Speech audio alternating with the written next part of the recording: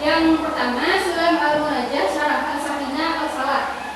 Nah, yang kedua Bahjah al-Wasail Syarah al-Salah al-Jami'ah Baik al-Usul wa Fiqh.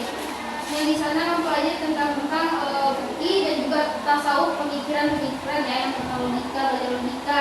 Nah, yang ketiga Tausyih atau Qut al-Habib al-Gharib Syarah al-Gharib al-Mujib. Yang keempat Marqi al-Ubudiyah Syarah Matan Hidayah al-Hidayah. Yang kelima Nasai al-Ibad Syarah al-Manbahatu ala al-Istidah lil Yawm al-Mi'ad. Yang keenam Kami' al-Qur'an Syarah. Yang ketujuh al-Tafsir al-Munir al-Mu'alim. Yang ke-8 Nur al-Balagh al-Manhumah. Yang ke-9 Tani al-Qaul al-Hasin. Nah, yang kedua pokoknya itu tentang Syekh Yusuf Abul Mahasin di Tajul Al-Wati di Al-Makassari. Nama lengkapnya yaitu Syekh Yusuf Abul Mahasin Tajul Al-Wati Al-Makassari. Beliau dilahirkan di Goa, Sulawesi Selatan pada tanggal 3 Juli 1626, sedangkan tempat wafatnya di Cape Town, Afrika Selatan pada tanggal 23 Mei 1699. Pada usia 72 tahun, beliau dijadikan sebagai pahlawan nasional di Indonesia. Sementara di kalangan rakyat Sulawesi Selatan itu mendapatkan gelar sebagai Tuan Prasamakaring Goa, atau yang nama Tuan Guru penyelamat kita dari Goa.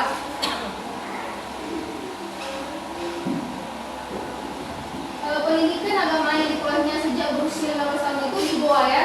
Yang Syekh Yusuf juga berguru pada Syekh Balawi bin Abdul Alamah Tahir dan Syekh Jalaluddin Al-Adil.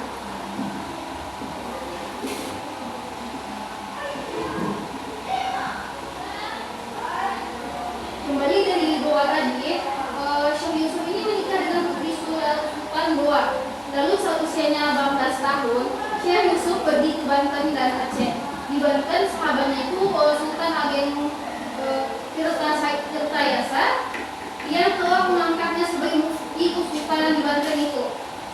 Selanjutnya di Aceh, Syekh Yusuf berguru pada Syekh Nuruddin Ar-Ranidi dan mendalami tarekat Qadiriyah. Tahun 1644 Masehi, Syekh Yusuf menunaikan ibadah haji dan tinggal di Mekah. Lalu belajar kepada ulama terkemuka di Mekah dan di Madinah, bahkan di Yaman atau di Tarim. Nah, berguru kepada Syekh Abdullah Muhammad bin Abdul Bakri dan ke Damaskus untuk berguru pula kepada Syekh Abu Bakar al-Barakat Ayub bin Ahmad bin Ayub al-Khawalwati al-Rash. Nah, yang ke-3 ada lanjutannya. Pada September 1684 Masehi, Syekh Yusuf ini ditangkap dan diasingkan ke Sri Lanka. Di negeri itu Syekh Yusuf tetap berdakwah, walaupun diasingkan, walaupun ditangkap, Syekh itu masih tetap berdakwah, menjalankan perintah Allah, menjalankan apa-apa yang disuruh oleh Rasulullah, sehingga memiliki ratusan murid yang berasal dari India Selatan sana. Salah satu ulama besar India yang merupakan santrinya adalah Syekh Ibrahim bin Mi'an. Oleh Belanda, Syekh Yusuf diasingkan yang lebih jauh lagi, yakni Afrika Selatan, yang terjadi pada Juli 1693. Lagi-lagi Syekh ini banyak sekali saat beliau wafat. Lagi-lagi Syekh Yusuf masih tetap berdakwah di Afrika Selatan. Pengikutnya banyak sekali karena cara dakwah beliau itu lebih kepada sesuai apa yang diajarkan. Nah, saat beliau wafat juga tanggal 23 Mei 1699 Masehi, pengikutnya menjadi hari wafatnya sebagai hari peringatan. Bahkan Nelson Mandela, mantan presiden Afrika Selatan sana, menyebutnya sebagai salah seorang putra Afrika terbaik. Nah, beberapa karya beliau yaitu Zubdat al-Asrar fi Tahqiq Wa'ad, Masyarif al-Khayat. Yang kedua Taj al-Sarah fi tahqiq Masyraf al-Arifin min al-Istiqsar. Yang ketiga Maqalid al-Salikin Qad Fuqailiyah al-Dik. Yang keempat Sakinat an-Najah. Jadi karyanya yang paling populer hingga saat ini, banyak orang yang belajar baik di pesantren maupun di kampus di museum pusat Jakarta juga didapati sekitar 10 manuskrip Syekh Mas Yusuf yang belum diterjemahkan. Nah, dari materi singkat ini dulu, kita mau menanyakan apa yang sudah saya sebutkan tadi sama kalian, yang dimana di antara dua tokoh tadi, dari tokoh yang pertama tadi tentang Imam Nawawi. Nah, nggak boleh tengok buku ya. Nah, pada tanggal berapakah beliau wafat dan pada tahun berapakah beliau ini meninggal?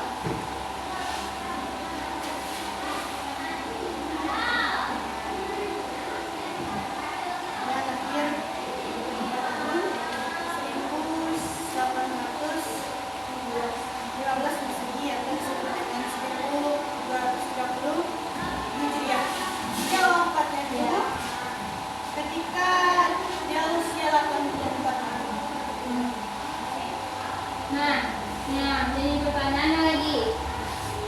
Sekarang dapat ya satu nilainya. Terus yang ditanyakan, beliau dilahirkan di mana? Nah, Aisyah. Siapa namanya? Aurel ya? Di Tanari, Banten. Ya. Tanah. Nah, nama lengkap beliau? Dah. Abu Mu'ti Muhammad bin Dinar al-Tanara al-Jali al-Bantani.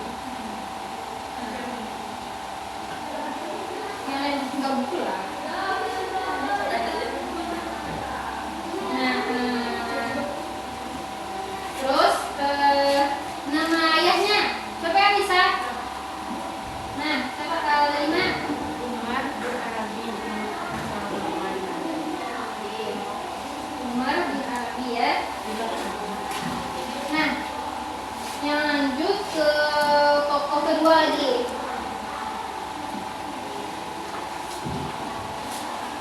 Tokoh yang kedua kan tentang Syekh Yusuf ya. Nah, Syekh Yusuf ini pada tanggal berapa dia di bukan? Dulu.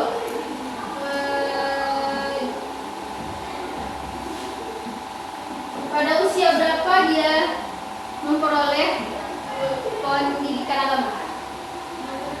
Sudah. 12 tahun. Berapa? Syekh Yusuf 12 tahun.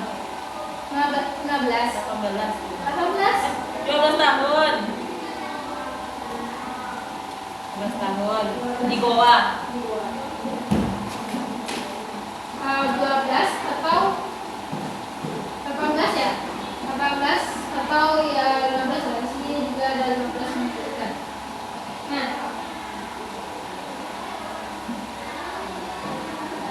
Nah, dia berguru, Syekh ini bergurunya kepada siapa? Yang bergurunya di itu, yang di Goa itu. Siapa? Ini siapa namanya? Lupa.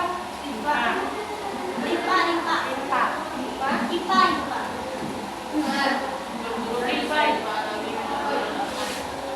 Di mana? Berguru pada saya juga.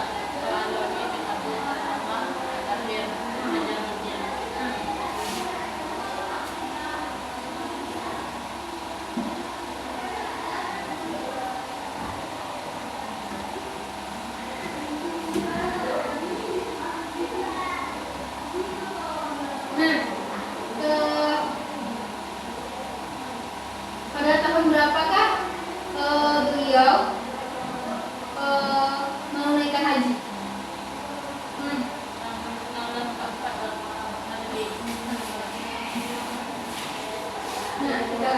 pada materi yang ketiga.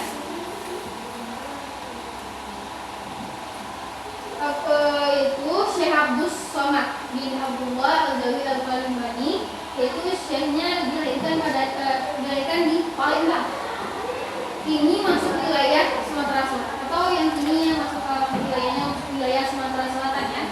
Pada tahun 1116 Hijriah atau 1704 Masehi dan wafat pada tahun 1203 Hijriah atau 1789 Masehi dalam usia 85 tahun. Beliau mendapat pendidikan dasar dari ayahnya sendiri di Palembang atau Kedah atau di Malaysia. Pendidikannya di salah satu pondok di negeri Patani atau kini masuk wilayah Thailand Selatan. Saat itu di Patani menjadi pusat ilmu keislaman seperti contohnya bahasa Arab, fikih, Israeli. Setelah dari Patani ini beliau langsung dari Darussalam atau Mekah dan Madinah. Di Patani beliau mendapatkan ilmu dasar seperti hafalan makan, ilmu Arabia, dilanjutkan di bidang syariat Islam dimulai dengan mata-mata ilmu fikih yang bermadzhab Imam Syafi'i. Nah, selanjutnya di bidang tauhid dimulai dengan menghafal mata-matan ilmu kalam atau usuluddin menurut paham Ahlus Sunnah wal Jamaah atau Aswajah. Syekh Abdul Somad ini mendalami juga kitab tasawuf kepada Syekh Abdul Rauf Sintel dan Samsudin Sumatera ini. Kedua-duanya berasal dari Aceh. Beberapa gurunya yang masyhur dan berwibawa antara lain Muhammad bin Abdul Qadir Al-Samani, Muhammad bin Sulaiman Al-Qudri atau Irak, dan Abdul Al-Mu'in dan Yamani. Beliau berguru juga kepada ulama besar yang lain, diantaranya Ibrahim Al-Rais, Muhammad Barak, dan Muhammad Al-Jawahri juga, dan Al-Taulah Al-Masri atau dia di Mesir. Nah, beberapa karya beliau ada 11, yaitu pertama Zahratul Murid bi Bayani, yang kedua Hidayatus Salikin, yang ketiga Siyarus Salikin, yang keempat Al-Qurwatul Wuthqa, yang kelima Latif Syekh Abdul Somad Al-Falindani, yang keenam Nasihatul Muslimah, yang ketujuh Ar-Risalatul, yang kedelapan Muhyiddul Fiqhul Bayani, yang kesembilan Zatul Mutaqid, yang kesepuluh ilmu tasawuf, yang ke-11 Mulkis Lutful Batil. Nah, dari tokoh tadi coba kalian jelaskan biografinya tadi. Kalian ingat? Dijelaskan dengan singkat yang kalian pahami aja.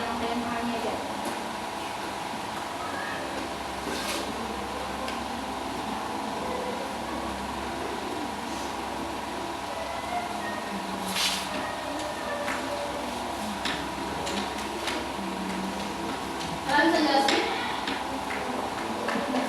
Nah, coba kita sebutkan aja lagi bagaimana beliau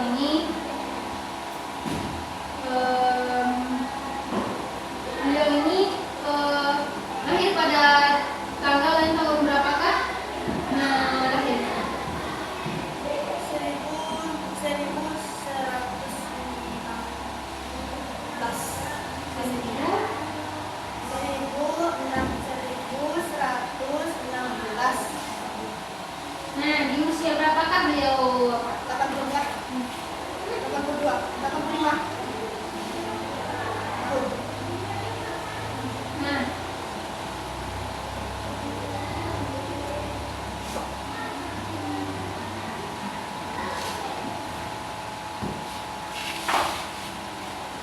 beliau mondok di mana?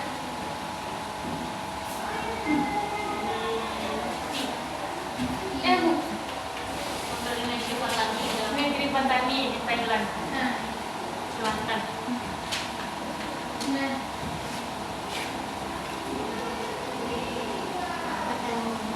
ilmu-ilmu apa aja yang beliau dapatkan di Bapak itu? Di Mata-mata.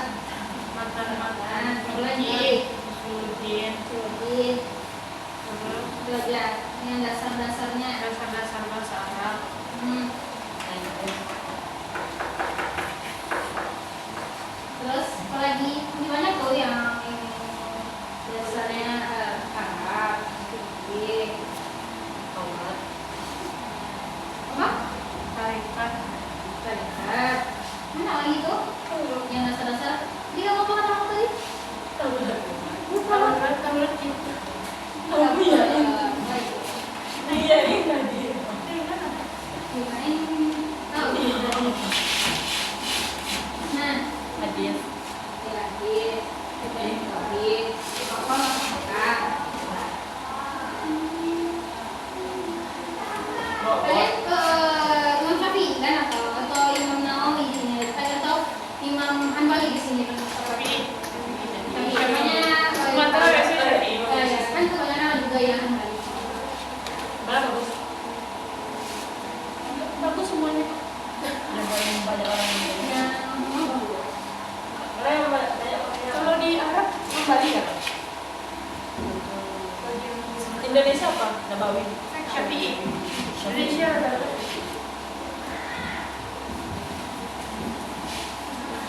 Nah kalian kita di sini masyarakatnya Muhammadiyah ya, Muhammadiyah dan Muhammadiyah ini pemerintah. Enggak. NU yang pemerintah. itu ya pemerintah. Kalau yang Nahdlatul Ulama Iya, pemerintah. iya. Oh, pemerintah. Jadi di sini Biasanya kita. Muhammadiyah juga apa?